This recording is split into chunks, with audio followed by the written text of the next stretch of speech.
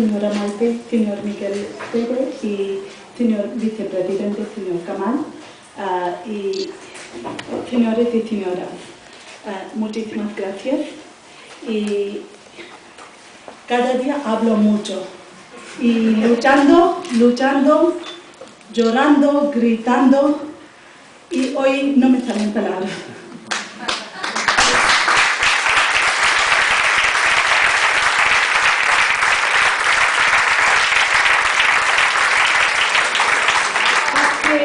Hace unos 8 años, un periódico famoso aquí del Raval puso así un cartel aquí poniendo una palabra bagui, que bagui significa extremadamente desobediente.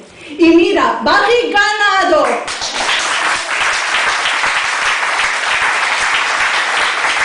Y no solo hay un bagui, no hay solamente una desobedienta.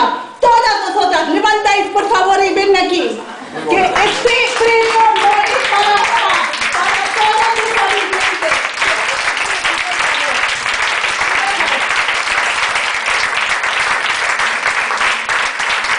Aquí, en esta ciudad de Barcelona, en este gobierno, da tiempo a desobedientes.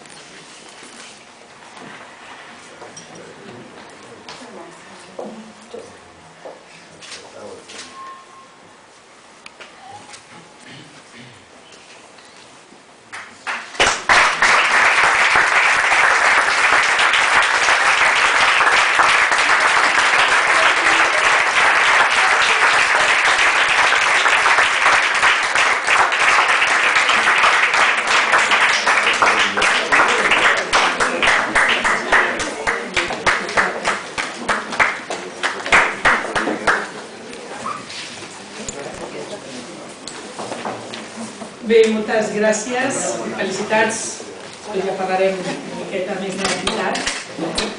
Ara, per continuar, ens agradaria donar-li la paraula al David Figueras, que ens llegirà uns poemes escrits per diferents autors que porten per tema central la immigració.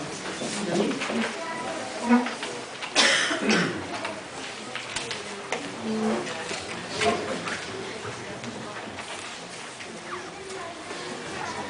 He sentit muntanya amunt, drincs de rialles, música de nens i guisada d'accents.